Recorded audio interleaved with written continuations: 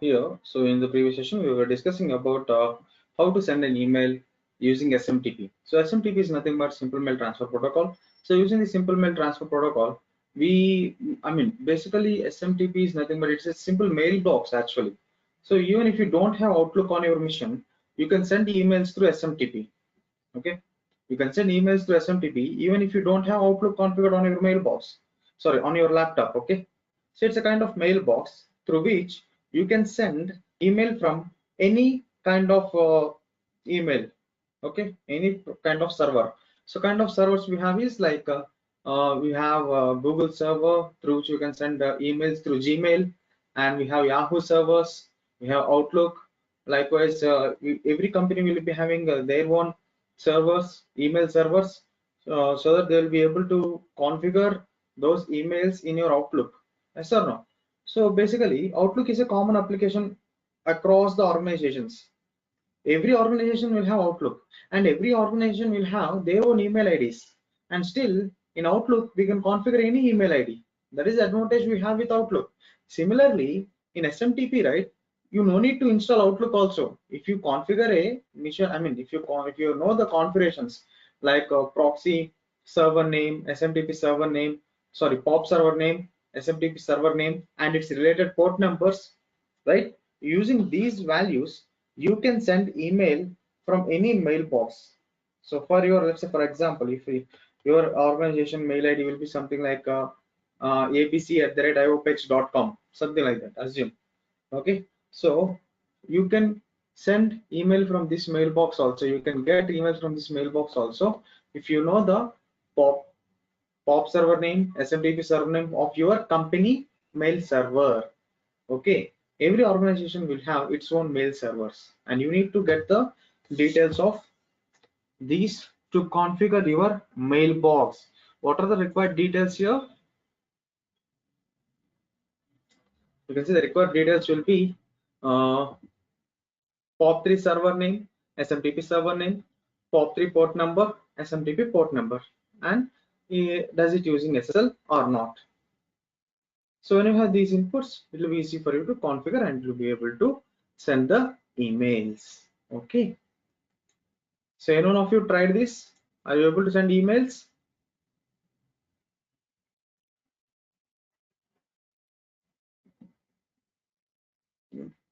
Okay. Now, same way, not only sending emails, we can also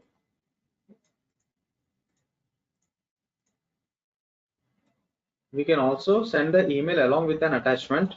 You can also send an email along with that attachment. Okay. Now let me send an email along with attachment.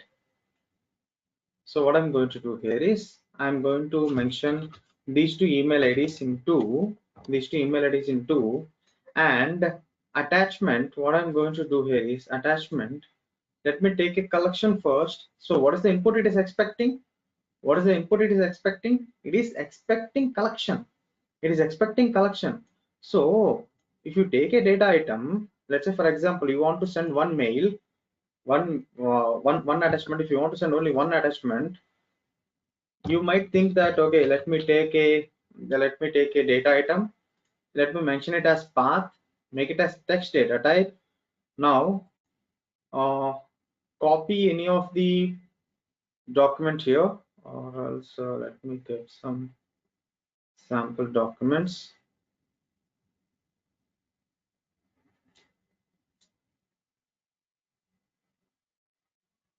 Okay.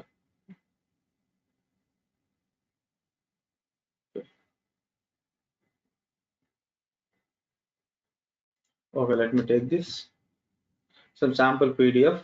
Okay, I'm going to take some sample PDF and make it as copy as path. I'm going to copy it as path. Okay, now let me come back to the code. Here I'm going to paste the path here. Paste the path here. Even if for passing one attachment, right, you need to pass it through collection only. That's the reason I'm showing you what will happen if you pass the text here. See, path, if you are going to pass it here, it will say the required data type is collection, but the data type of the path is text. So you can't pass a text into this collection field. So you need to pass it through the collection only, even if it is a single attachment also. Attachments. Define a field. The name of the field should be path. Name of the field should be path. Remember, text data type. Go to initial values. Add. Now here I am going to paste the path here. I'm going to paste the path here. This is the path. Okay. Close it. Now click OK. So this is the path which we are going to use. Okay. I'm going to send an email to this path. I'm sorry, along with that attachment. Okay. Let me get some sample PDF files. I think I have some sample PDF files here. 1 second. Okay. 4 samples. I took now sample PDFs. Yes. Let me take this sample PDFs. Okay. Simple text. This will be better. Obvious path. I will attach this one here. Instead of this, let me remove this. Pass it here.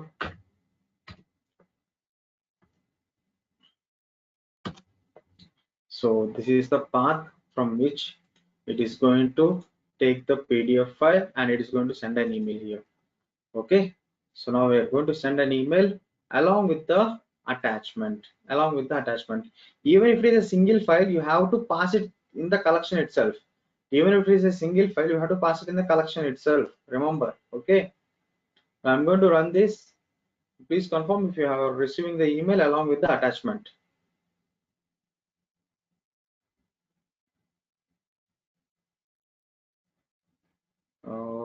Invalid header.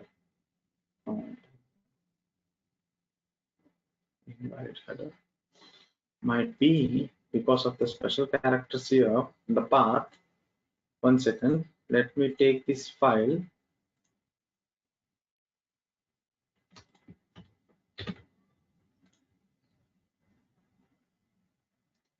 Create a new folder here.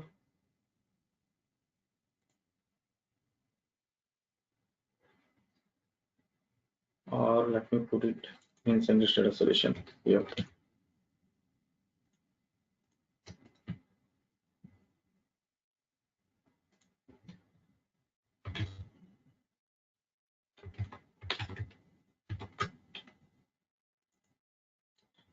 So the path should not contain any special character. If you see this path, it is having lot of dots here, square brackets, here also again dot. Path should never have such characters. Okay. Delete.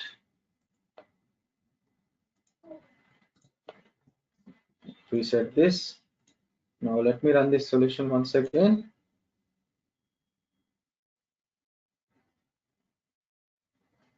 Invalid. What am I missing here? 1 second. 1 second. Something we are missing here. Oh, okay. We copied 2 emails, right? 1 second. Just let me come back here.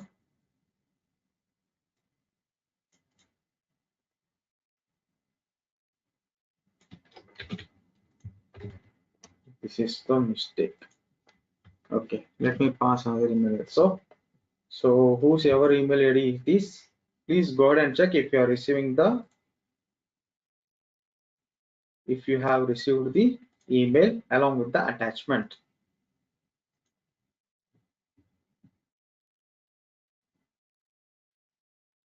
It's going to send a message along with the attachment which we have mentioned in that attachments collection.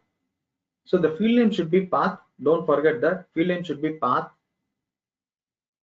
Can someone please confirm if you have received an email along with the PDF file? Received with the attachment? Perfect. Good.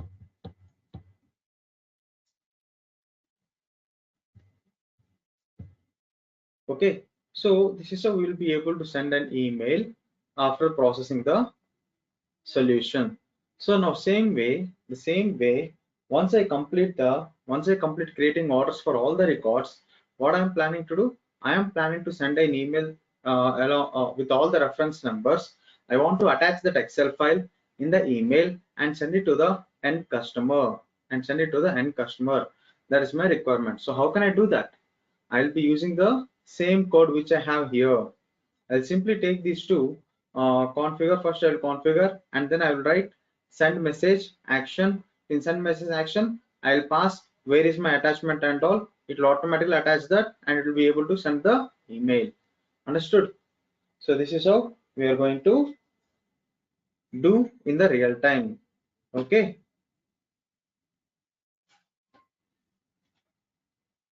So can someone share your screen and show that you have received email so that others also will take a look at it? Venkatesh, will you be able to share your screen? Yeah. I made you presenter. Please share your screen. Show to others that you have received the email along with the attachment. Okay. So that is the attachment you have received. So this is the email I have sent. This is the attachment I have sent to them. Sample text file.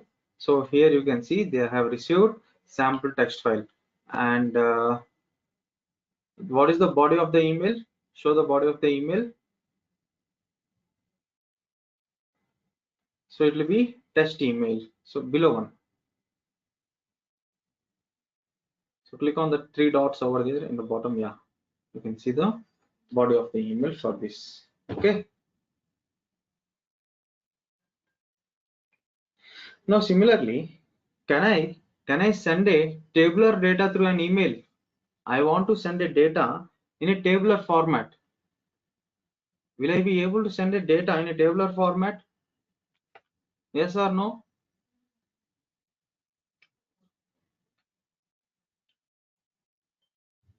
So let's say for example, just assume that I want to send an email something like this.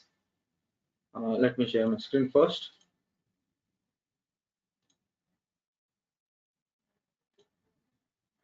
Whenever I receive the email, my email should contain a proper format over there.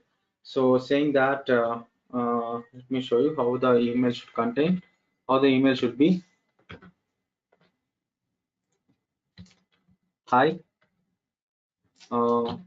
we have processed all the records. We have processed all the records. Processed all the records. Please find the attachment for the reference numbers, something like this. And regards, we have to mention regards, or you can say from so and so bot. Okay, Centrix data solution bot. Okay, this is how we need to send an email. Okay, now same thing I'm going to copy here. Come into the send mail. In the body, I'm going to mention the same thing here, same format. In double quotes, I'm going to mention it in the same format. Okay, now let us see if you're going to receive the email with the same format. Okay, now you can validate the data also here. You can see the expression will be valid.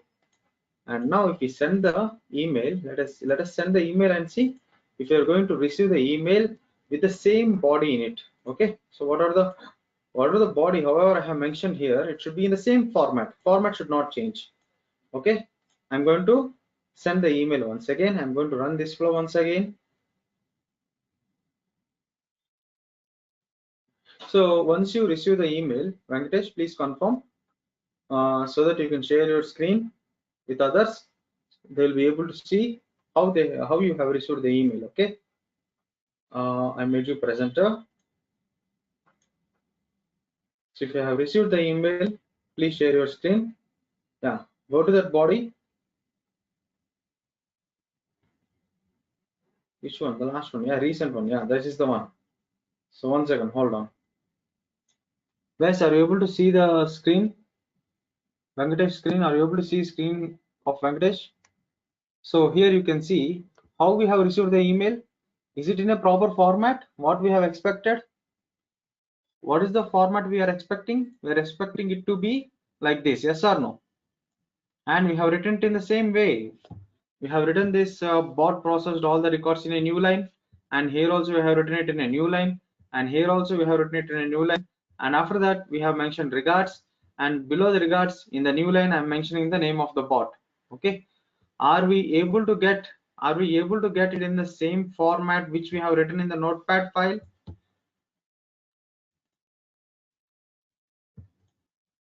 No, we did not. We received the email, but it is not in the same format.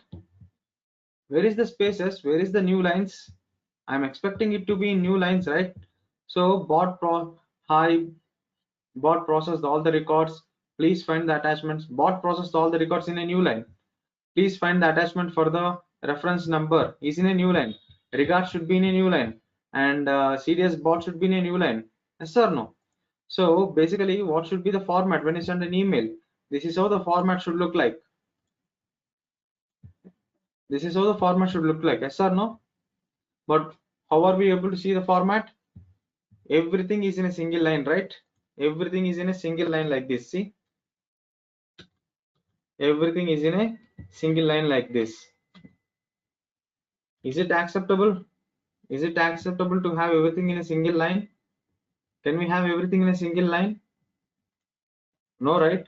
Email format should be proper. All the time email format should be proper. So what we do here? So that is the place where if you want to format the emails, this is the place where we are going to use HTML tags. What is that?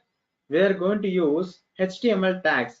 Now the whole code, I'm going to write it in HTML. So instead of directly typing in the value over there, we are going to take HTML tag. Inside the HTML tag, we are going to write the body tags, okay, inside the HTML. Okay, now see how I am going to do that. So I'll come here. Okay, let us put it in the notepad. Let us put it in the notepad, and then you will directly copy paste it. Okay, so basically we open the HTML tag. How do we open the HTML tag? Lesser than and greater than. In between lesser than and greater than, we write HTML. Yes or no? And we close the HTML tag at the end, / HTML. Inside the HTML, we are going to mention the body.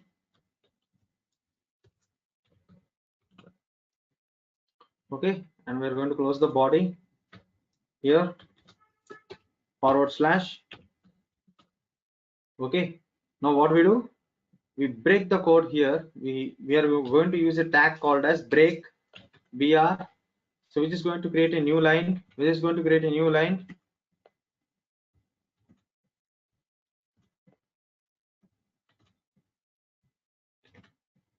Okay, which is going to create a new line over there. Wherever we use break, it is going to create a new line over there.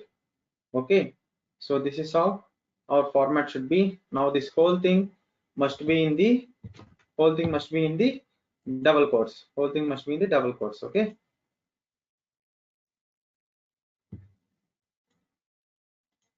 open this. I'm going to inside double quotes, I'm going to mention this whole thing. Validate the expression once. If the expression is valid, click OK. Body is HTML. You mention it as true. Yes, because we mentioned the body as HTML, right? We are using HTML tag over here. Yes or no? So that is the reason whenever we say body is HTML, you mention it as true. Okay. Now let us reset this and run this once again and see how are we going to receive the email now. As we are going to use HTML tags, you can see The email will be coming in the proper format now.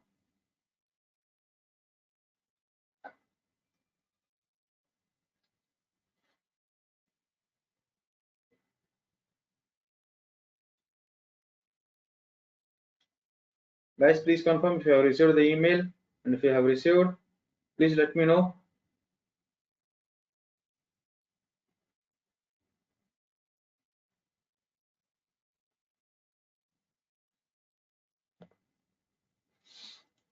So Venkatesh, please share your screen. I'll make you presenter so that please share it with everyone. Let everyone see how you have received the email. Okay.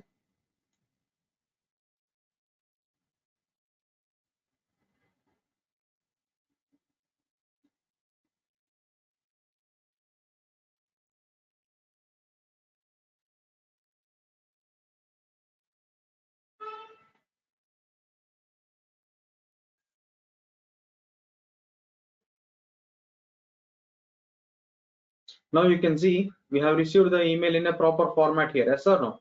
Hi, it is in a new line, and then bot processed all the records. Please find the attachment for the reference number. It is in a new line, and we are able to see the proper the format is now proper and neat, right? So this is how we send emails. We can use HTML tags to format the emails while sending the emails. Okay. Are we good so far? Do anyone have any doubts here? How are we able to send this email? Why are we going for HTML tags, etc.? Any questions?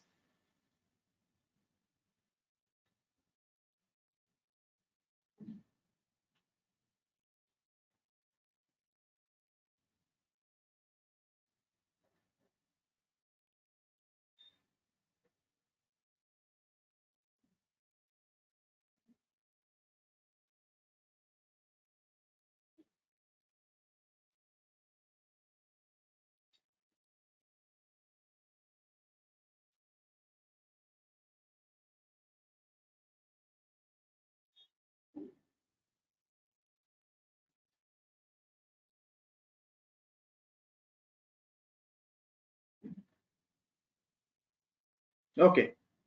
So if you don't have any questions, let us proceed. Now similarly, if you want to send a data in a tabular format, so assume that there is some employee data which I want to send it in a tabular format. How can we send the data in a tabular format?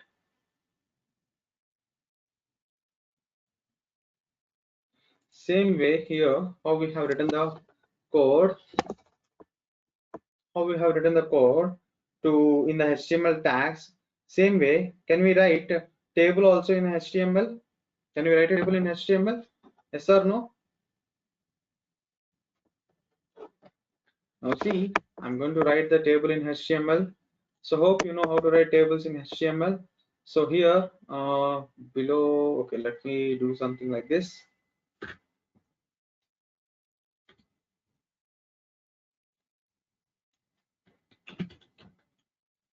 Below are the new, below is the list of new employees. So what I do here, I want to send the list of new employees. Okay, so what I do, I break it, and then I'll say I'll write table tags here. Table, first thing is table. Now we close the table tag. How are we going to close the table tag? So pass the table here, and this is how we close the table tag. Inside table, what we will be having? Inside table, we will be having table headers, right? Table headers. Inside table headers, we'll be having table rows. Okay, so first thing is we'll define the table row. In the first row, we treat it as table header. So what we do here, tr. In the first row, we'll treat it as table row. So enter, you close this. Hey, what did I copy? Okay, anyways, that's fine. T /tr. In this first row, I'll say table row. Inside that, what will be having? What tag will be having? TD, right? TD, table data. No, it is table header, right? th. First thing is table header. So let us define table headers first. So what is the first header? Is employee ID will be the first header. Now let us close this tag and th. Similarly, copy. And what is the next one? Employee ID, employee name. Can I say employee location also? So let us add a couple of records here. This is the first row. This is the first row. Then we will be having the second row in which we'll have the data over here.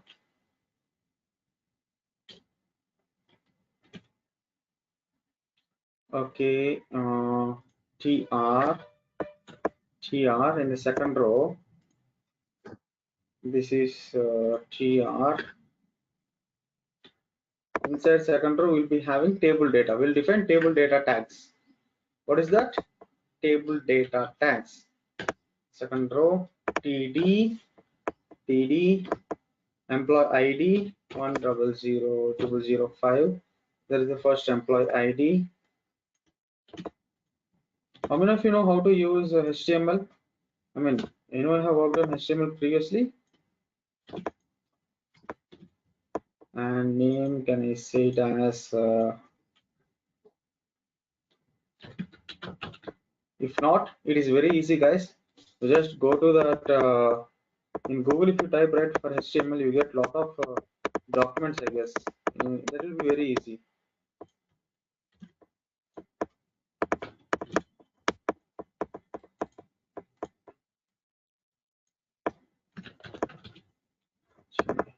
Okay.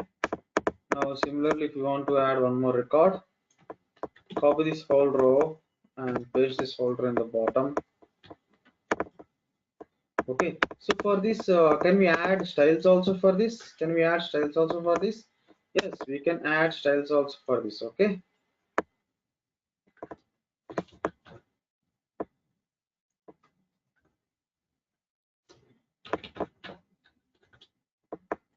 So likewise, we can have one more record. So it's up to us how many records ever we want. We can keep adding more number of records. Now, if you want to define some border styles, etc., you can define some border styles also here. So how can you define the border styles here? So what should be the tag?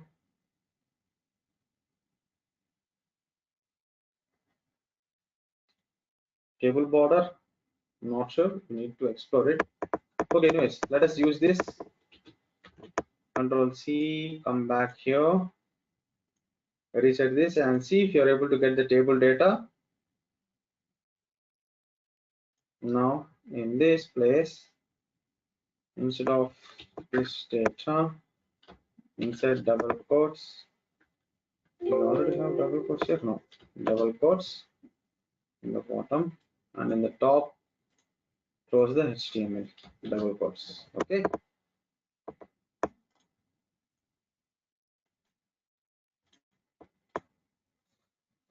So this is what we do in table data. Sorry, in the emails, if you want to send the data in a tabular format using HTML tag, etc. Yeah. So Venkatesh, please confirm if you have got the email and let me know if you have got the table also.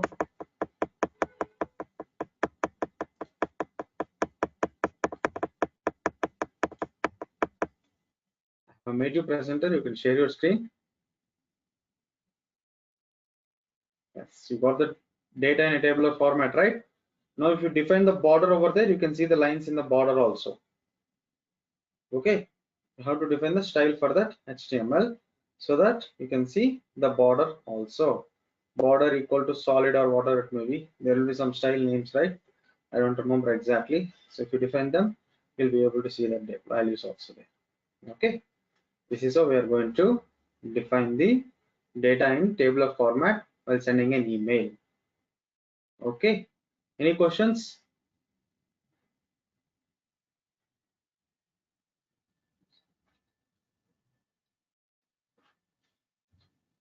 Anyone have any questions?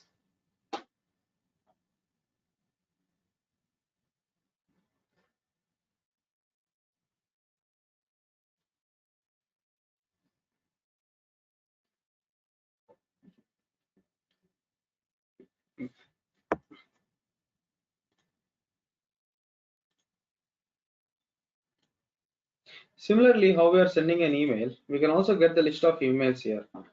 What is that? We can also get the list of emails here. But the actions in this POP3 and SMTP are very limited here. So POP3 and SMTP, it is a very good concept to use this POP3 and SMTP to send the emails. Okay, you can send n number of emails from anywhere if you know POP3 and these port numbers and server names. Okay, but whereas to get the emails, it is a very challenging task when we use this VBO. To get the email, it is a very challenging task to use this VBO. Okay, for that reason only we have MS Outlook email VBO, where we have some advanced features. So based on the subject, you'll be able to get the email, etc. Okay, but here we have get message. How many messages we are going to get? We are going to get only one message, and that too based on the message ID. And from where are we going to get the message ID? Do you know message ID of any email? So let's say, for example, this is my mailbox. Assume this is my mailbox. Okay, this is my mail. Take a look at this. So here, so we will be having two actions to get the email messages. Okay, so if you want to get the messages from SMTP and POP3 using SMTP and POP3, so we'll be having get message action. In get message action, we have to pass the input as message ID. So let's say, for example, this is my mailbox, this is my inbox in which I have 15 emails, and I don't know which is the message ID. What is the message ID of each email? What is the message ID of each email?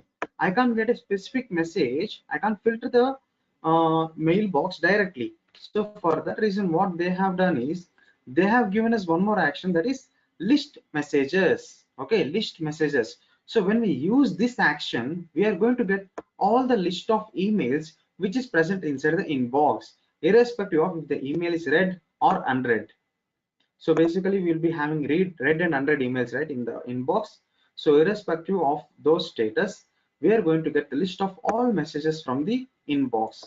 So let us see how we are going to get all the messages from the inbox.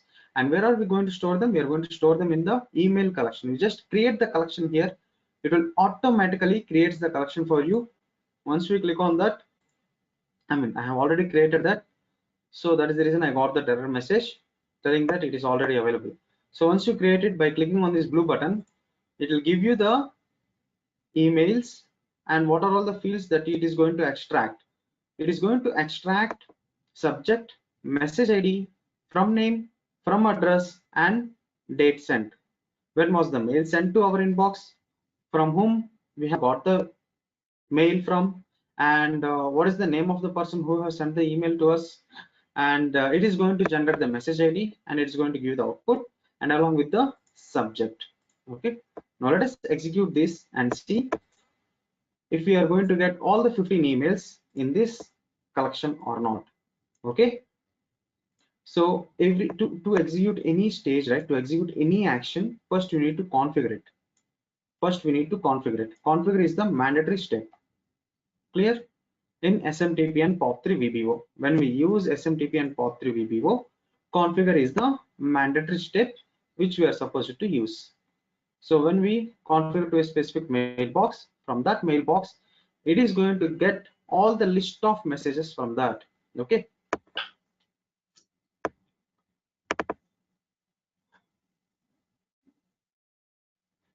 So it is trying to read all the list of messages. It might take some time. Just wait for a couple of more seconds now, and then you can see. Yeah, we got how many records? 33. And is it the mailbox or which mailbox I am in? Yeah, I have given this mail ID only, and I got 33 emails. Okay, let us see what are those 33 emails. Open this email. So see, these are the fields which we are going to get: subject, from name, from address, date sent, message ID, and go to the current values. You can see we have received multiple emails here, around like 33 emails, right? Yeah, so under each mail there will be a mail thread also, right? You can see in this mailbox there will be a mail thread. See, go to meeting, 3 emails. Total how many emails are there in this? 3 emails. In this 2, in this 3. Yes or no? When you click on this email, you can see below 3 mails. Okay. See, 3 emails I'm able to see. 1, 2, and 3. Total 3 emails, right? Similarly, for each mail chain, how many other emails we are going to have? It is going to get all the emails from the list of the inbox. Okay,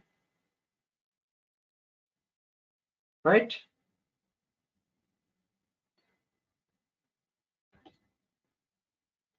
So this is how we are going to get the emails. So once we receive the emails, if I want to get a specific email, how can I get it? Based on the subject, based on the subject, I want to get a specific email. I want to get a email with a subject. Let's assume that this is the subject. Highlights from GoToMeeting. I want to get this email alone. I want to get the data from this email. So basically here, what is that we have got in this? Did I get the body of the email? Did I get the body of the email? No, right? I just got the subject and I got the message ID and who have sent me, name of the person and email address of that person and when it came. So this is the data which I have got when I executed this list messages action. Okay, now what am I supposed to do to get the email specifically from this subject? So what are we supposed to do if we want to get the email space related to this specific subject? So account details for Apex or some subject I have selected previously.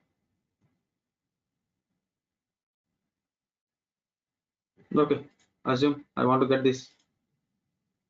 So how to do that? This email, I want to get the data from this email. How can I do that? Can anyone answer that question? You guys tell me, think logically and tell me how to get the message from that details of that email. So here we have an action. I told you, right? There is an action called as get message, email POP3 and SMTP. Choose the action get message. So we need to pass the message ID here, but based on the subject, and output it is going to give us the content and the body of the email, okay. And at the same time I want to save the attachment if there is any attachment. So what am I supposed to do here? For that also I need to use the message ID. Okay, so now tell me, for a specific email I want to get the attachment and the body of that. How can I do that?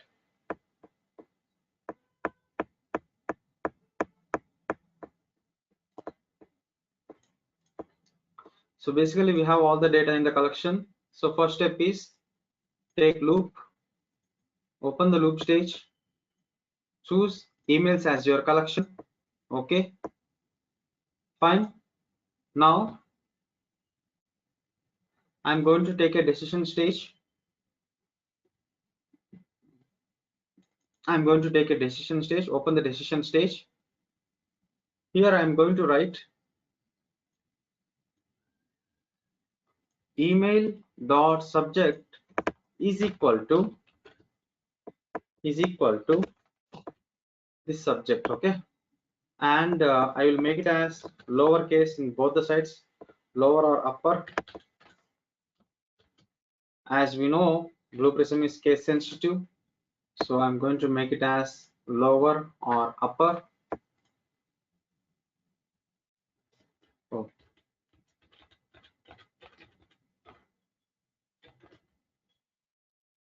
Lower, and this one also as lower.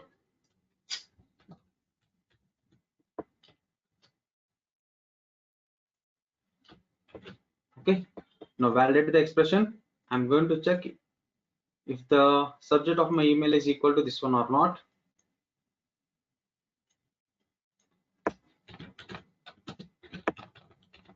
Check the subject. So once we check the subject, if that is the one, then I am going to get the message body. Here I'm going to pass email.message ID into this. Okay, and I'm going to get the message here. So here I'm going to get the body and the content type, these two data items as the output. So input will be message ID. Message ID is enough. Okay, and do you prefer HTML type? It is the question. HTML preferred? I'll say true. I prefer HTML body. So it will give you in the tags. Now, sorry, it is not correct. Let us link it from loop to decision stage. If the subject is equal, then we are going to get the message. Else, I'm going to loop end.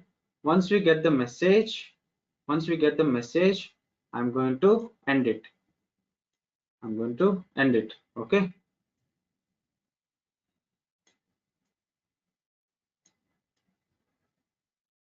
And if there are no more records in the collection, then we are going to end this also. No more records in the collection, we are going to end this also. Okay. Let us run this and see. I'm going to run this. You can see we'll get the collection and it's going to iterate.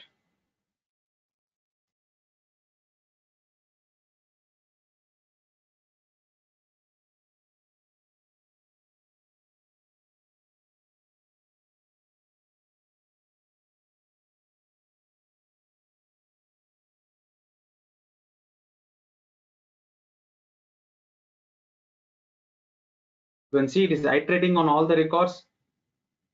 At one point, it is going to identify the subject with the same subject name which we have mentioned in the decision stage. In that scenario, it will take that yes path and it will get the message body from that. Okay, by using the message ID available in that current row.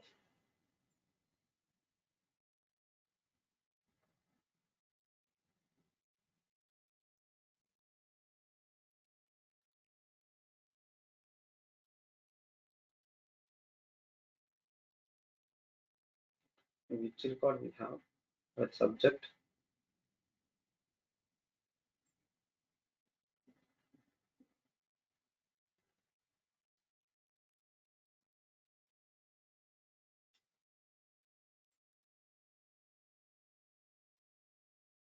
Yeah, 26th record. So it matched the subject with the 26th email. Now it is going to get the message from that by using current message ID which is available in that record. Okay, now you can see here we got the message. So this is the message and I have mentioned it in, I prefer it in a HTML. That is the reason it has given me the HTML code here. Okay,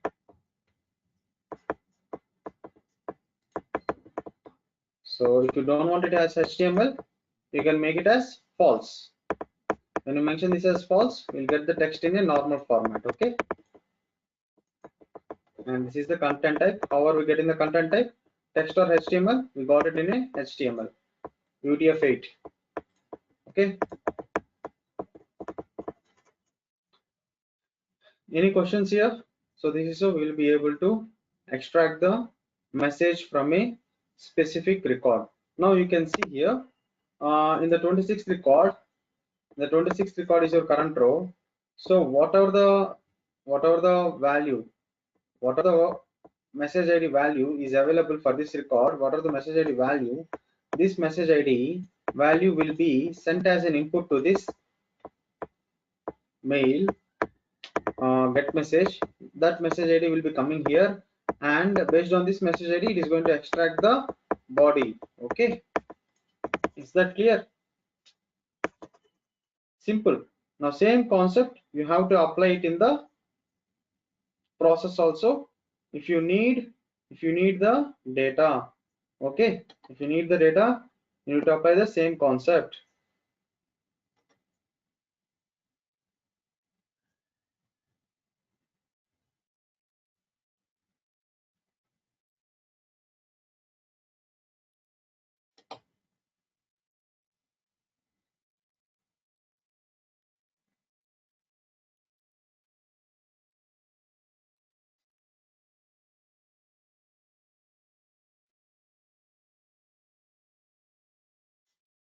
Any queries?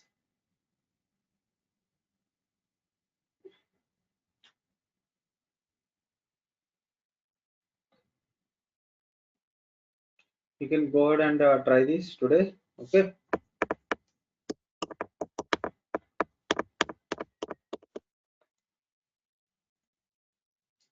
So this is how we use SMTP and POP3 here. So everyone have configured Outlook on your missions? How many of you are able to do that, and how many of you are not able to do that?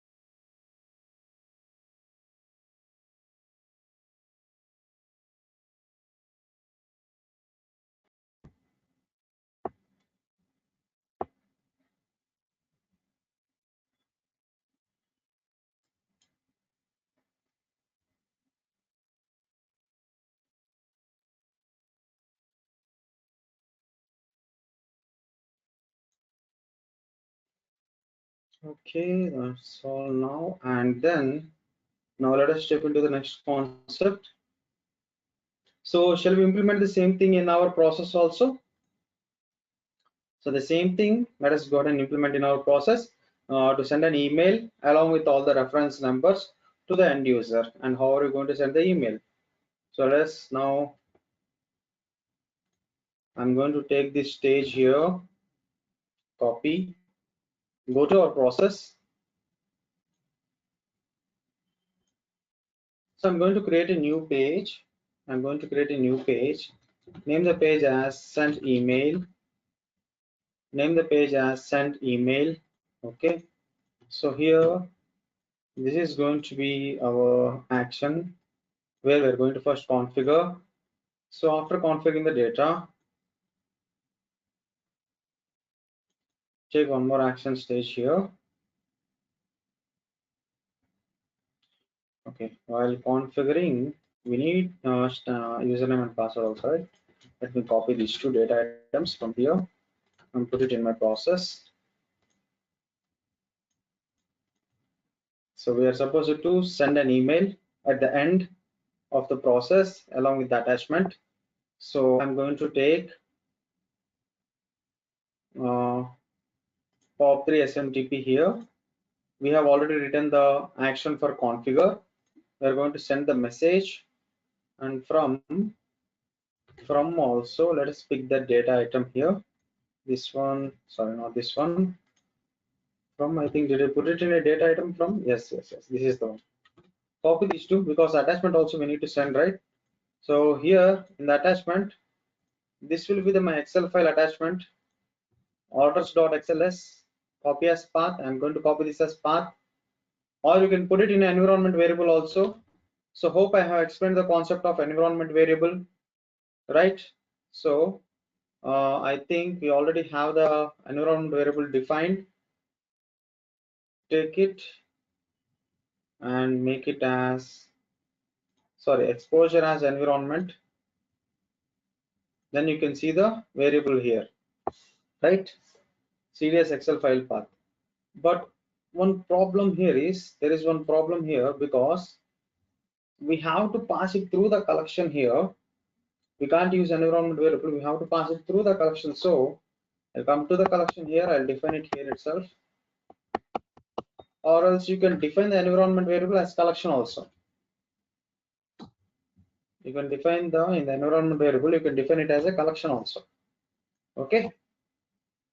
So this is the Excel file which I'm planning to send. Now come here and now pass the values from, and two should be your email IDs, any other email IDs apart from Venkatesh and Sam. I want some new email IDs now. Let me send it to someone else.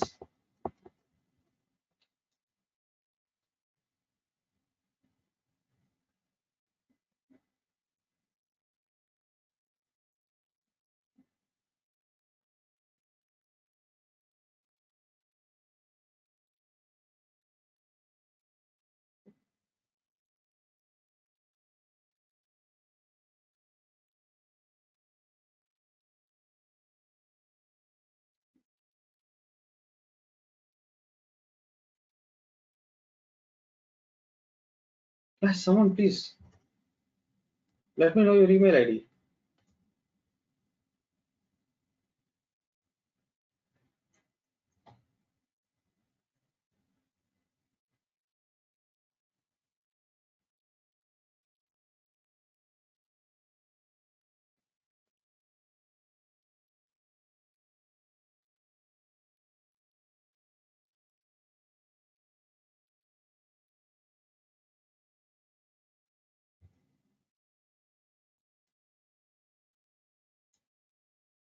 No one wants to give any email IDs here. Okay. Please find the attachment with the list of reference numbers. Okay, and I got two email IDs here. Okay, Tapas, I'm going to use your email ID. Make sure you are logged in into your mail, and hope you will be able to share your screen. Okay, Tapas, yeah, I have used your email ID. Body. So let me take that from this part from here. Copy this one, come back. First, let me place that part, and let me get this below is the new employee details. I'll get this high, etc. from this.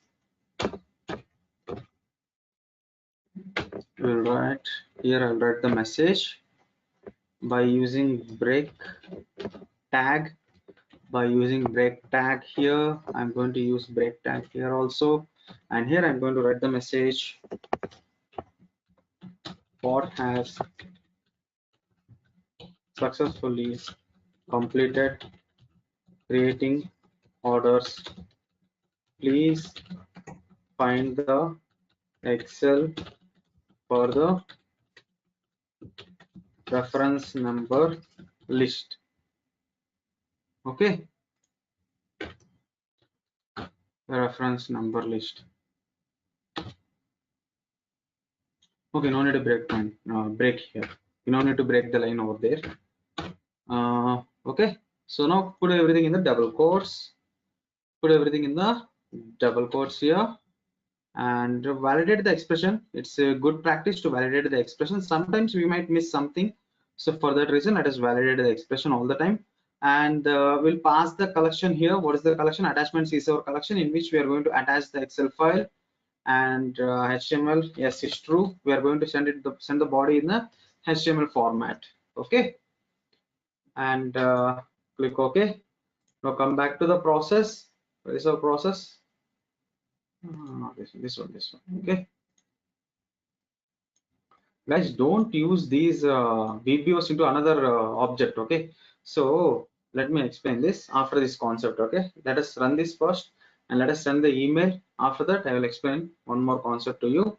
Now what I do here, so once this is done, once everything is done, once updating the data to the Excel file, at the end I'm going to call the page send email. I'm going to call the page send email. Okay, here we are going to send the email. Okay, I'm going to link it. Okay, reset everything. I'm going to remove all the debug points over here. We can clear all the debug points. Go to debug button in the top. Okay, now there is a option called clear all breakpoints. Okay, and then once you linked everything here, now what we can do, let us come back to main page, startup application, get Excel data. So we have everything. Let us clear the queue once. Let's clear the queue because we have processed a couple of records in the queue.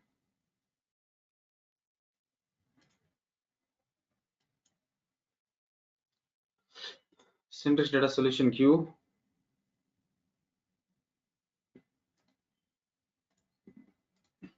First delete all the worked cases. Now we will move everything to exception. So once we move everything to the exception, now I'm going to clear everything else. Okay, once we clear everything else here, now we are ready to go. Let us come back to the process. Shall we run it from the control room directly instead of running it from the debug mode? Shall we run it from the control room directly? Yes or no?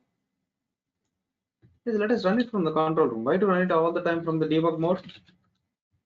Save and run from control room. Okay, I'm going to close the process. I'm going to close the other process also. Save. I'm going to save this. Now we have our process in the control room under session management. You can go to the session management, and this is our process. This is our process which we have. Let us go ahead and run it on the available mission over here. So drag and drop onto the available resource over here. Drag and drop onto the available resource over here. Right click on that. Say start. Now you can see it is going to run.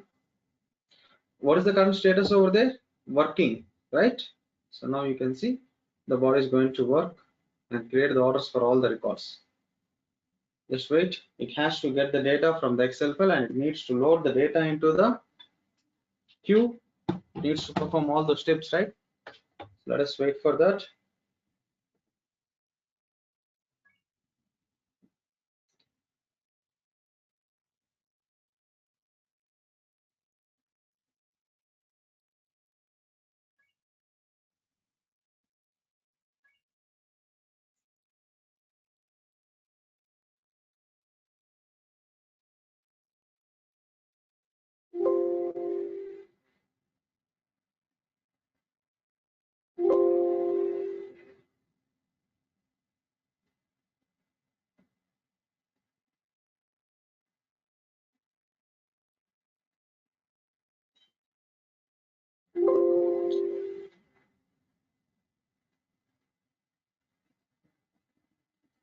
So if there are exception at any record, what are we going to do? We are going to mark that record as exception, and for those records we are not going to get the, what to say, like this one.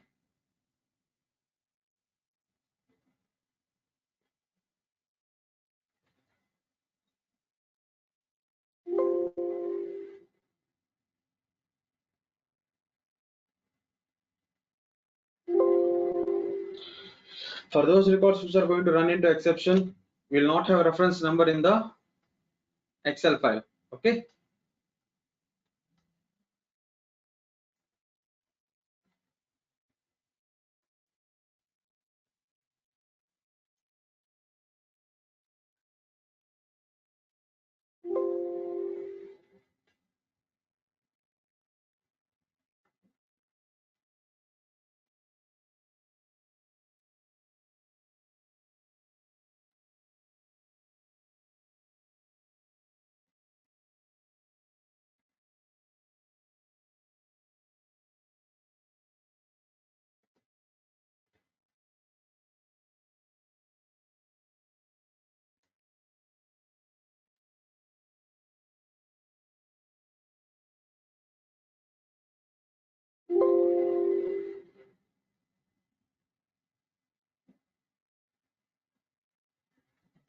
So only when we run it from the control room, right, we'll come across multiple issues here also. So we can resolve them one by one. Our main intention is to see if you are able to send the Excel file or not. Okay.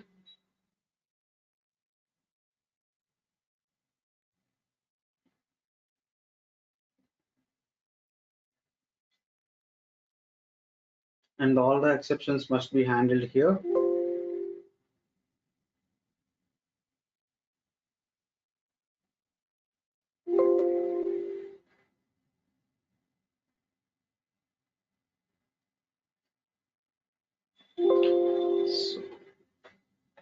So this is how we run the processes in real time. So we're not supposed to touch anything. You just need to run it from the control room and leave the solution like that.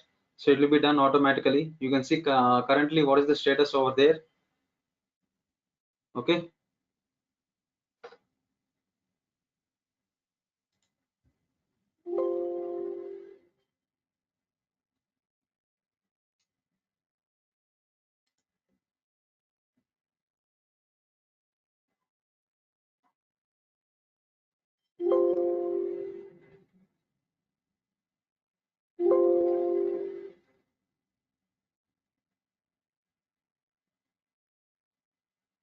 Completed running. So it is updating the Excel file now. So once the Excel file is updated, it is going to close that and it's going to send an email. Okay.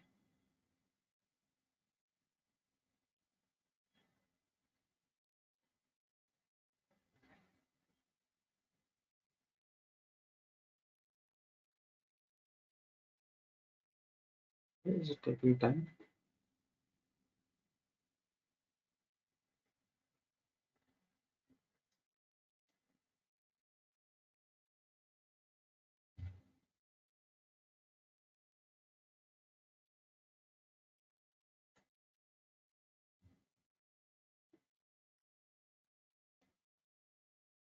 Okay, process got terminated. Why?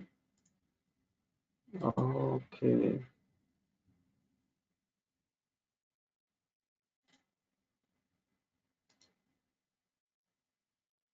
View logs. Let us see why it got terminated. If you click on view logs, you can see not able to. What is the error message? Not able to select quantity value. That is fine. That is different. Press. Okay, this is the one. These are business exceptions. These are fine. Unit price is not a valid number. Not able to select the quantity value. These are the business exceptions, right? Throw exception. We are throwing the exceptions there. That is fine. And let us see. While saving the output could not execute a purchase exception thrown. Why is it not able to save the workbook? The message filter indicated the application is busy. Okay. I think because of the activation pop-up. Okay. Because of the activation pop-up, it is not able to save the Excel file. Now let us do one thing. Let us update the code here. So that is the reason we don't show the Excel file. We don't use show option, but I'm using show option here, right, in our process. This is the process. Come to the process. Let us delete this show in the update reference number. Let us delete this show so that it will update the data in the back end. Okay, the background also it will be able to update the data. Okay, let us link it here. Now click on save, remote show action in update Excel.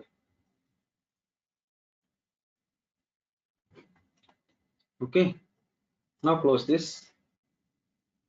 Let us go to the control room and see and clear the queue.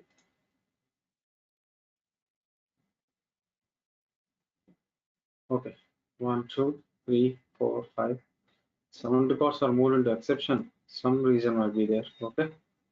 Anyways, let us delete all the worked cases from the selection. Select all.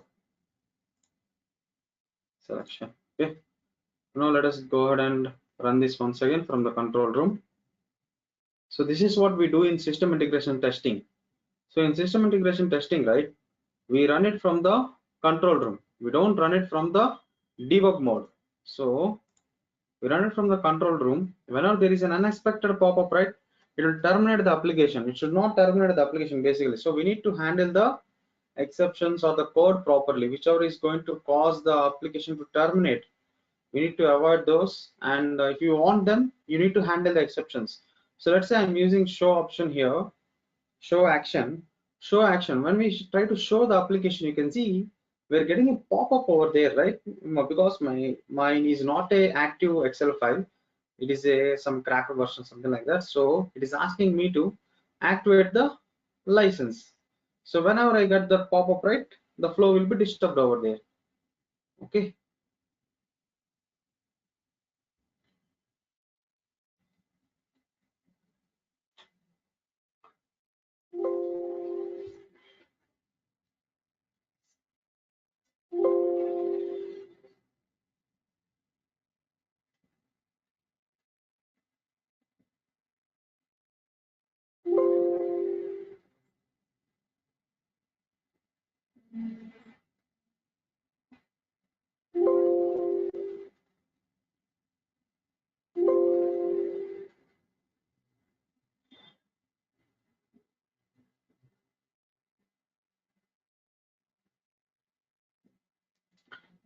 So if you guys are also were able to build the solution, right, you try to run it from the control room only. You try to run it from the control room. Okay.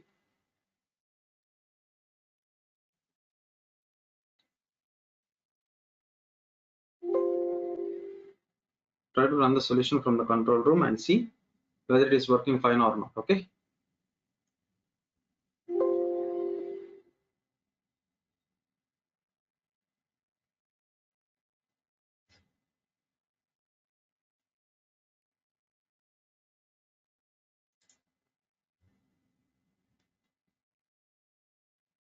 Somewhere at some point, some records are moved to exception because of some reason.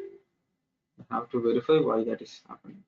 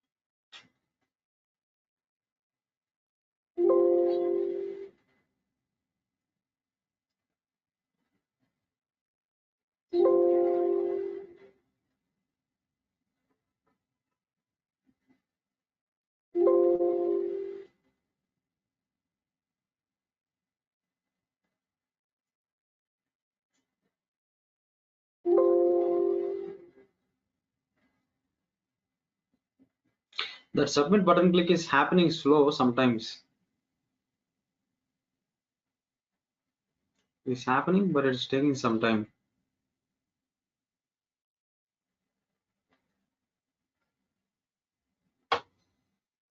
Okay. In this scenario, we are not navigating back to the orders file here. If you remember, whenever we get the quantity, whenever we are not able to select the quantity, right, we are not navigating back to the orders page.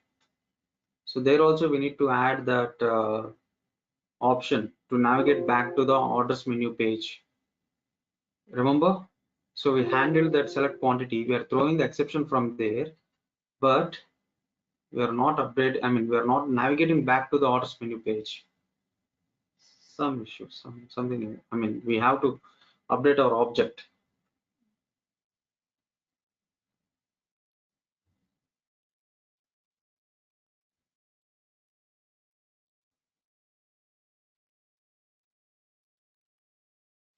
So you can see the latest stage in this. You can see what is the latest stage here. It is currently in open workbook. And if you refresh this, it is now trying to send the message. It has opened the workbook. It has updated the Excel file and closed the Excel file. Currently it is in send message status. Let us refresh this. Yeah, now it is successfully completed. Okay, so whose email ID I have used? Tapas, right? Tapas, please confirm if you have received the email along with the attachment and the reference number inside it.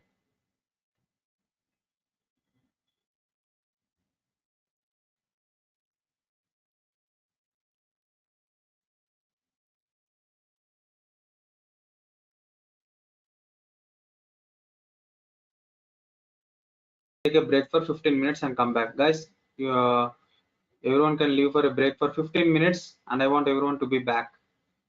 And I have uploaded morning session. You can please check it in meantime.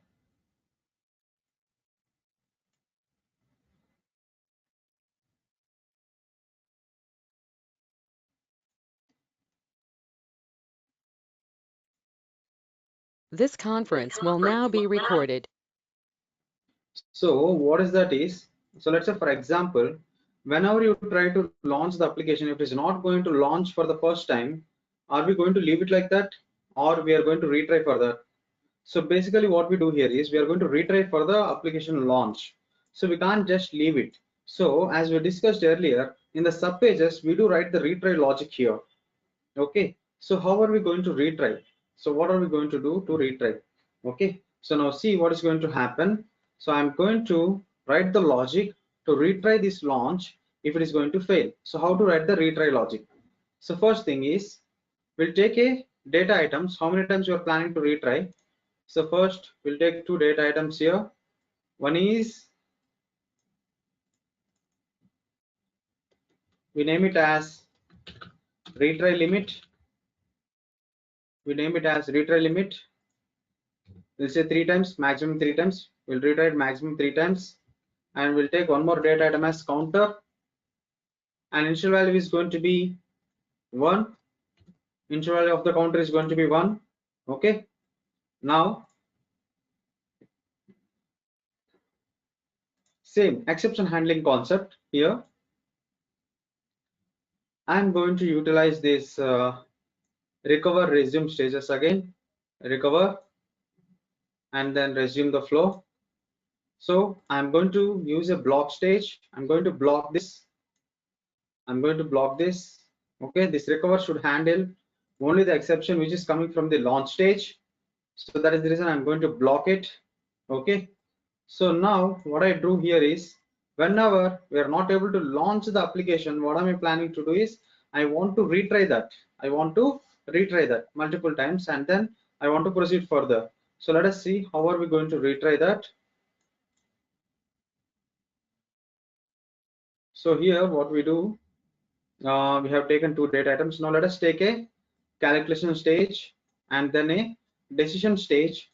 Let us check if the retry limit is counter is less than retry limit. So what is that? Counter is less than retry limit. Okay.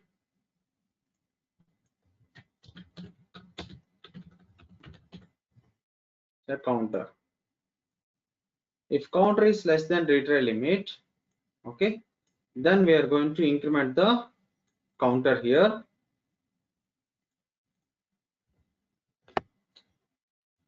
So counter plus plus, we are going to increment the counter. And how are we going to increment the counter?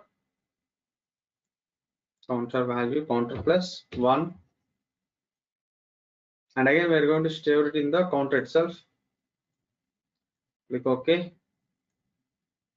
From recover, from this decision, we are going to increment the counter if it is less than retry limit. Okay, then we are going to resume the flow, and after the resume, we are going to launch the application once again. Here we are going to launch the application once again. Okay, if counter is no more less than, then we are going to throw the exception, which is going to terminate the application, which is going to terminate the process. And while throwing the exception also, we throw a proper exception message here.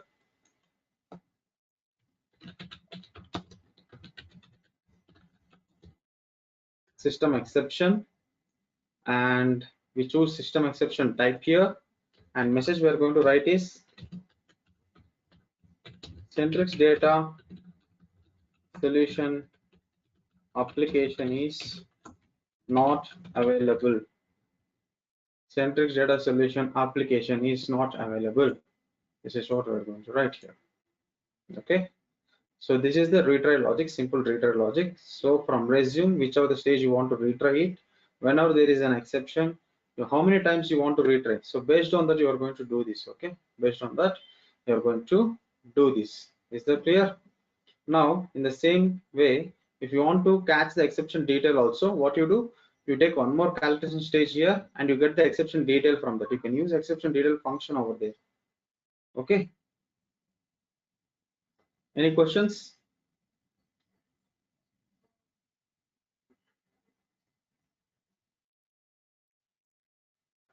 So now let us see how this retry is going to work. So first thing, let us come back to our solution. I'm going to select exe path where it is available, Centrix data solution. Now let me cut this file from there and paste it in another folder. I have pasted it in another folder. Okay. Now see what is going to happen if the application is not available in the mentioned path.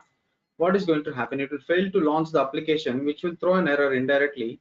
So now let us see how it is going to work. I'm going to set this as our next stage, and I'm going to step in here. Okay, now we are going to launch the application, which will throw an error. So when you try to launch the application, it throws an error because the path is not available. You can see what is the error message? Failed to perform step 1 in the navigate stage, launch application page where application is not available. So you'll get this error message. In the bottom, you can see the error message over there.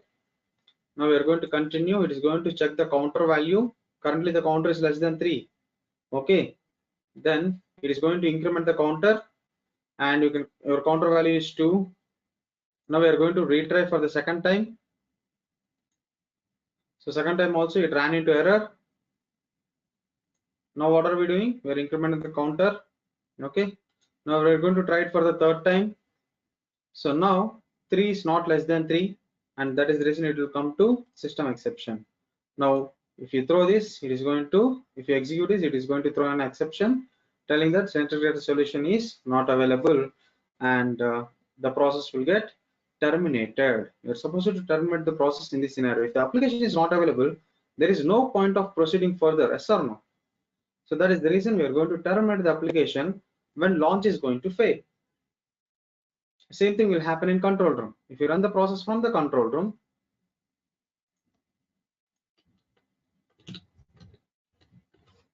retry logic implemented for launch. So close this process, go to your control room. Now let's come to the control room, drag and drop the process onto the available resource over here. I'm going to drag and drop here.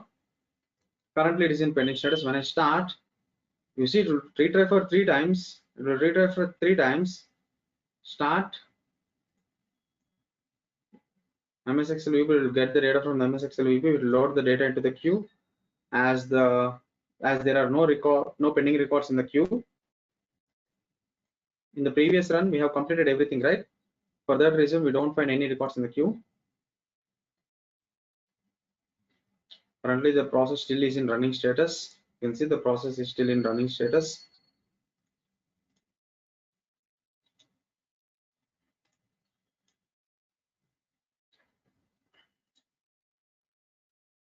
So you can see the process got terminated. It retried for 3 times. Now let me right click and view the log. So whenever the process gets terminated, how are you going to troubleshoot? Right click on the process which got terminated and click on view logs. Okay. So once you click on view logs, you will get this list of the logs.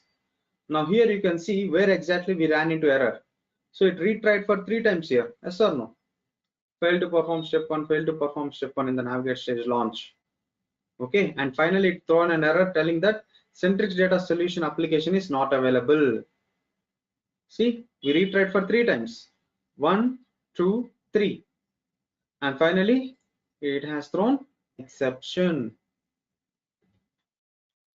And counter check for 2 times it is true, and third time it is false, and then we have thrown the exception and we terminated the process. Clear, guys? Any questions here? A simple retry logic, nothing much here. We have just written a simple retry logic. So likewise, if you want to retry any code, any piece of code, right, you can utilize this retry logic. Okay, and most of the times retry must be implemented in the sub pages of the process. Remember, retry must be implemented in the sub pages of the process. Okay.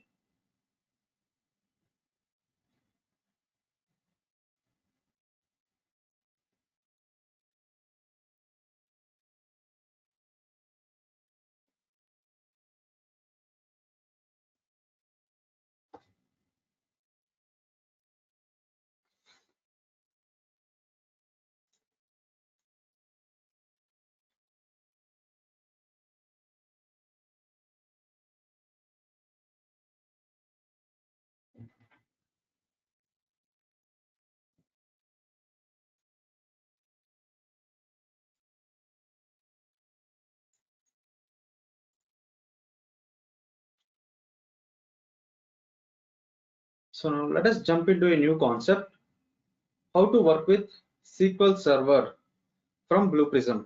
Okay, how to get the data from the SQL Server, how to load the data into SQL Server, how can we run the queries from SQL Server. So assume if the data is present in SQL Server, how are we going to get the data from the SQL Server? Okay,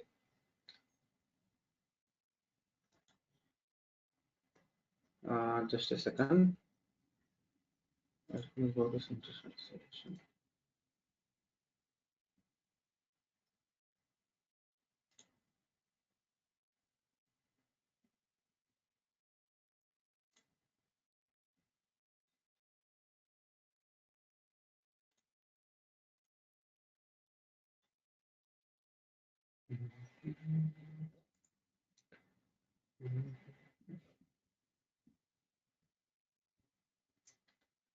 Just hold on, guys. I'm trying to open this SQL Server on my mission, SQL Server Management Studio. So meantime, if you have not yet imported data SQL Server onto your mission, please go ahead and import data SQL Server onto your missions. Okay, I mean in your BluePrism, please import data SQL Server VBO into your missions.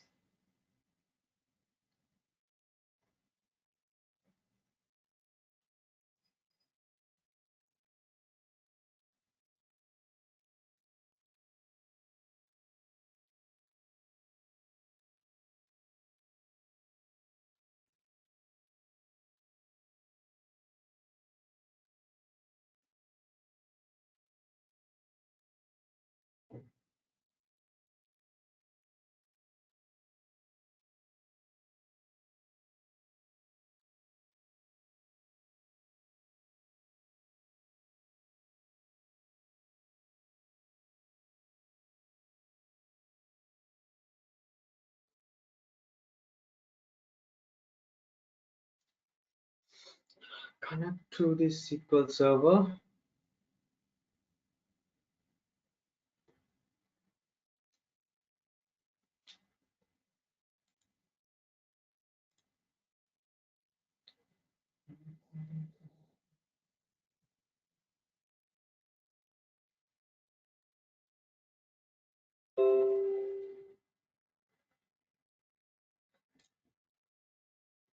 Okay, so guys, let us come back here. Database tables. Okay. So guys, so far where do we have the data? So currently the data what we are processing, we are using the data present inside the Excel file. Okay. So let's say you are into a new project now. You are into a new project now. Now your source data is in. Now your source data is in a different server. What is that? SQL Server. So far, where is your source data? It is available in the Excel file. Now, if the data is in SQL Server, how do you get the data from the SQL Server in BluePrism, and how are you going to process the data? So that is the place where we are going to utilize Data SQL Server VBO. What is that? Data SQL Server VBO. Okay. Now let us come back to this SQL Server. Let us create a new query. Hope you have already worked on the SQL Server, so you might be knowing how to write the queries over here.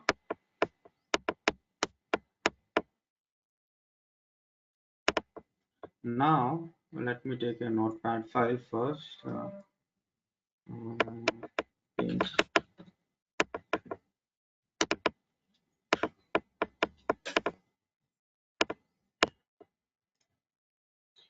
And yeah, let us write the query here. Select star from product data.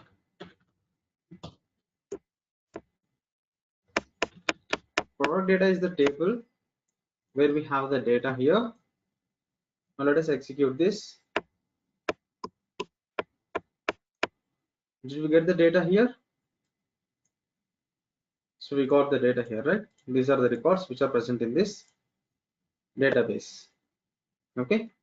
Now we are supposed to use this, and we are supposed to update the reference number back to the database.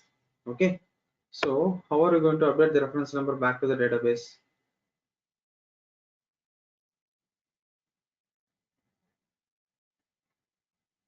How can you update the reference number back to the database? You can use which query? Update query, right? You can use update query to update the reference number back to the database. Okay, for now, for time being, let us see how can we go ahead and extract the data from the database, that too from the SQL Server. Okay.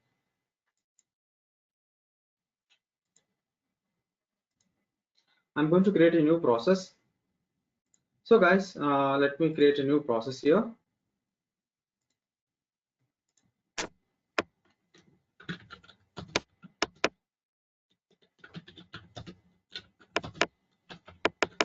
Demo on Data SQL VBO. It's simple, straightforward. You'll come to know easily how to use that. Simple basic steps we are going to have here.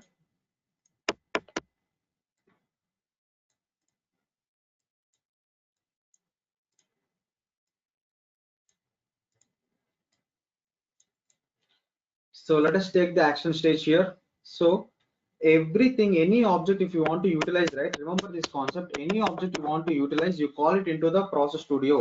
What is that? You call it into the process studio. We are not supposed to use object studio. So take a look at this. So we will be having multiple objects here. All the VBOs which are available, right? All the VBOs which are available, you are supposed to call them into the process. We are supposed to call them into the process. Okay, we are supposed to call them into the process. All the VBOs we are supposed to call them into the process. Okay, is that clear? So we are supposed to call them into the process, and do not call any VBOs into object. You might be creating object also, right? You might be creating object also, and do not make a call to, we don't call any VBOs into the object. We do not initiate an object in another object until we don't have any other option. So let's say, for example, we might be creating some component layers. We call it as component layer, where we have to define a new object by calling some other objects. That is what we call it as component layers. Okay, that is completely another advanced concept. I'll talk about that later. And why are we not calling any VBOs into object? Why should we call them? Because already object itself is having a initiate stage in it. Okay, initiate action stage in it, right? Initiate action. So similarly, if you initiate another object in the existing object, right, it is going to consume more memory, and in the background the performance will be slow for the process. Okay, and it will be very difficult to handle the exceptions because we do minimal level of exception handling in the objects. Remember, right, I told you we are going to use minimal level of exception handling. Okay, and if you call the object into another object and someone else wants to use your object, again it will be an issue. Okay, so that is the reason we design our objects individually and we make a call to the objects into the process level. Okay, so let's say, for example, if I want to extract the data from the SQL Server, do I need to create an object or process? I know to work with SQL Server, there is a VBO, Visual Business Object. There is a VBO. What is that? Data SQL Server VBO. We have Data SQL Server VBO, right? We have Data SQL Server VBO. Using this VBO, I will be able to extract the data. Okay, using this, I will be able to extract the data. So now what I will do? Here, just see.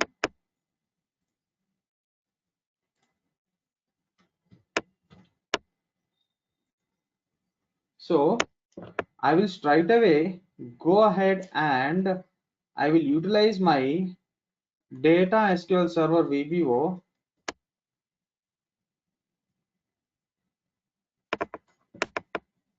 One second. Say what? 1 second.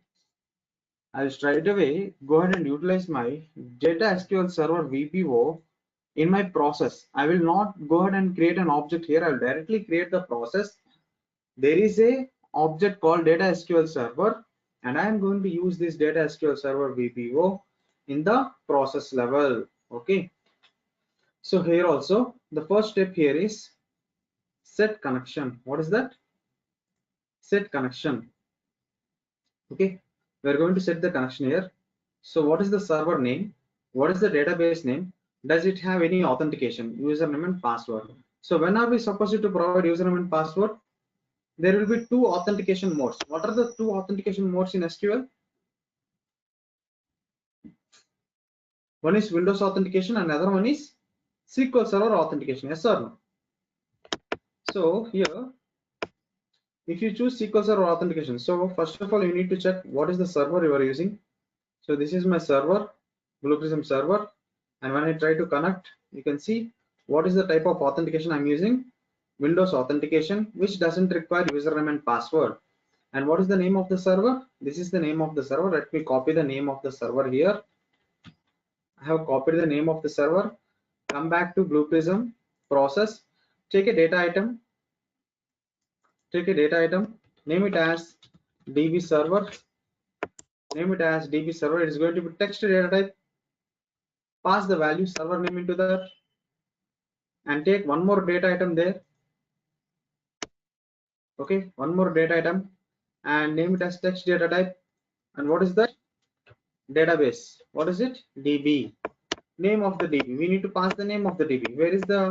What is the name of the DB? Database name Centrix_DB. Centrix_ is the DB. Okay. So let us provide the name here. Centrix_DB. Centrix_DB is the name of the process.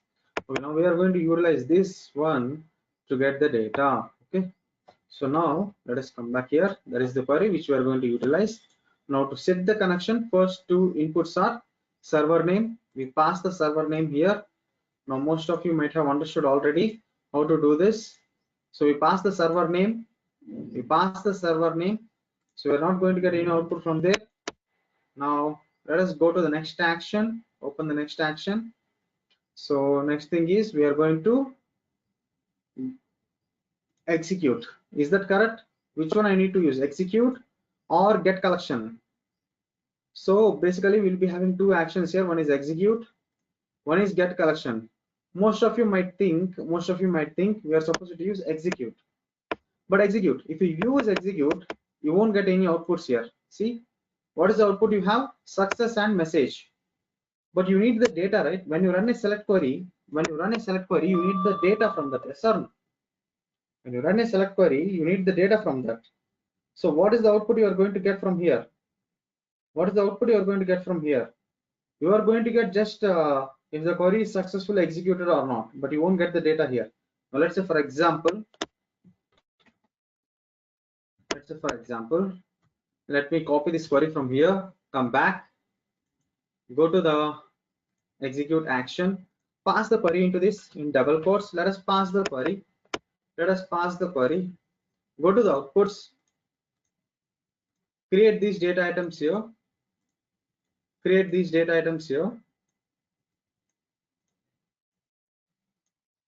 Now link these actions step by step. Okay. Now let us run this and see what is the output we are going to get. So basically when we execute this query, what is that you are going to get? You are supposed to get the data, product data, customer account number, product code, unit price, quantity, priority order. Yes or no? Now if I run this, it is first going to set the connection and then it is going to execute the query. It will execute the query but it will not get you the data. Observe it. It will execute the query but it is not going to get the data for you. Okay.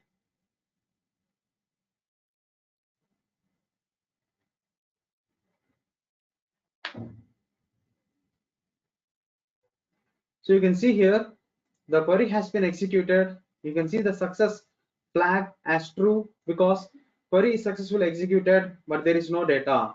So when are we supposed to use this execute query? Execute query will be used for DML statements. What are all the DML statements? Update, delete, alter, create. All these are the DML statements. Insert. Okay. So these are the DML statements. So these are the data manipulation statements which we are going to use in this execute action. But whereas what is our scenario? We want to get the data from that, right? So to get the data from that, what is the right action? So to get the data from that, we are supposed to use get collection. What is that? Get collection. In this get collection, pass the query into this. So this is the query. Now in the outputs, now here we are going to get the results. Okay, name it as product data. Name of the collection as product data and click OK. And what type of collection it is? Undefined collection. We are not defining any fields inside that, so it is termed as undefined collection. Okay. Now set this as, you can directly run it. No need to set this as next stage all the time. So directly run it. Now you can see it is going to fetch the data into this collection. See how many records we have. Are we able to fetch all the data which is present inside this database? Yes or no? 14 records. We are able to fetch all the 14 records successfully. So this is how we will be able to get the data from the data SQL server, and we are going to use this to work with the data present in the SQL server databases. Is that clear? Any questions?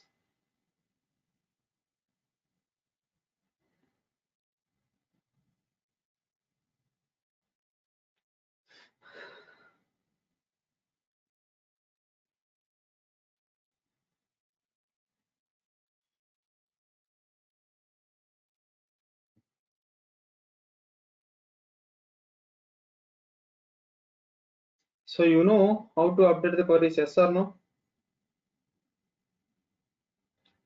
How many of you know update query? Can someone write a sample update query?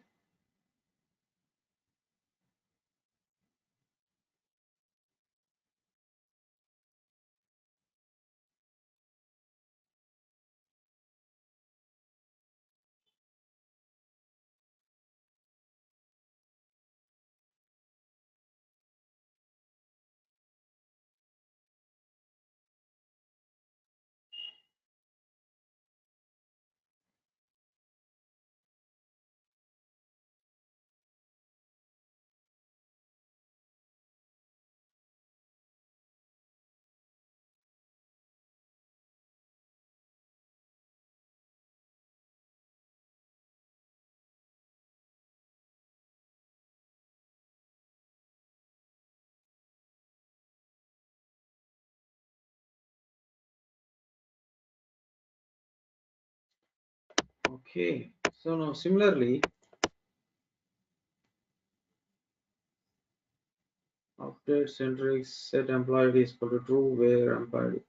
Hey, you want to update employee ID? Okay, fine. Update table name, set, column, and value in the where condition. Okay, so we update the tables.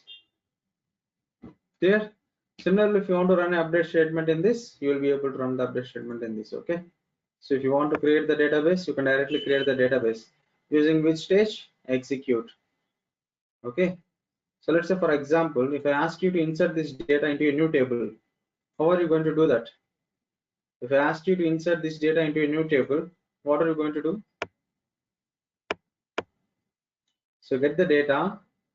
Now there will be another database. You have to insert this data into new table, or in the same database you are supposed to insert into a new table. How are you going to do that? Tell me what you will do in that scenario.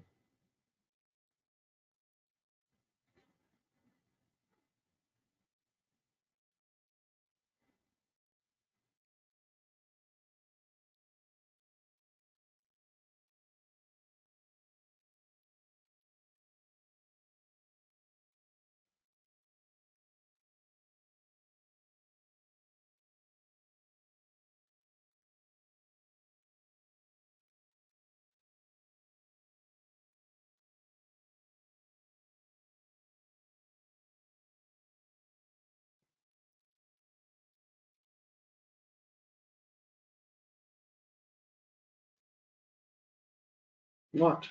Do you want me to explain that one? Come on, guys.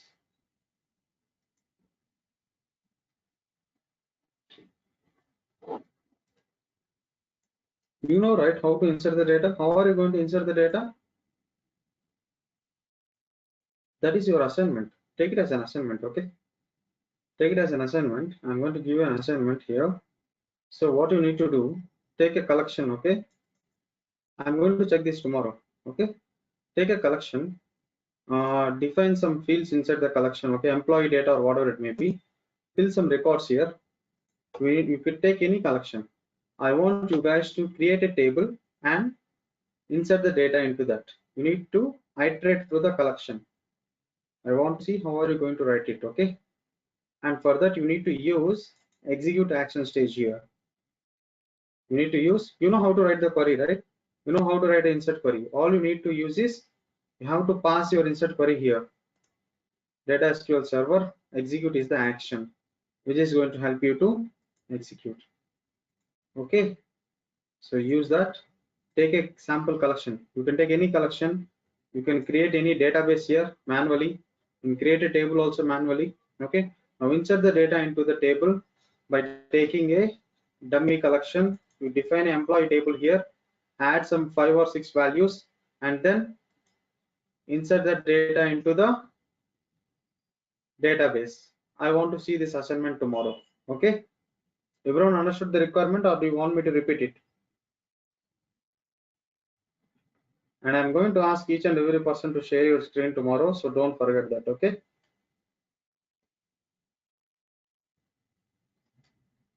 Yeah, same thing. So that is the insert query which you are supposed to use. So use the insert query and try to go ahead and run it. Okay.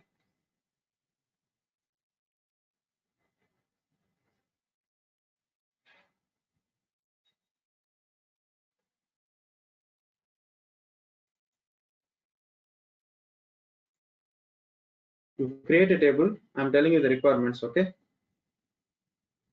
First thing, if you want to insert the data into any table, first of all, there should be a table here. You create some dummy database and a dummy table. Okay. You know how to create a table also, right? First of all, you manually create a database and table, and then come to BluePrism. Take a collection, define some fields, employee ID, employee name, employee location. Now try to execute an insert query on all the records present inside the collection. And using BluePrism, you should be able to insert the data into the table. Okay, is it clear, Funny?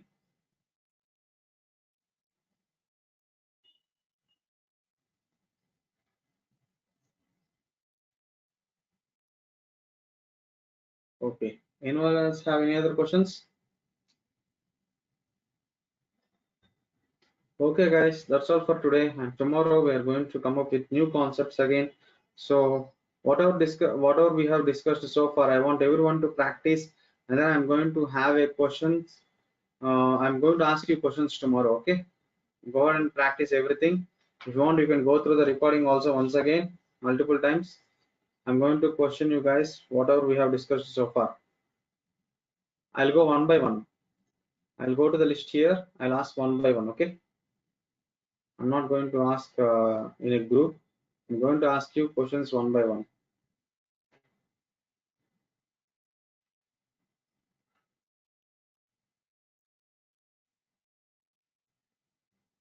That's all for today. Thank you.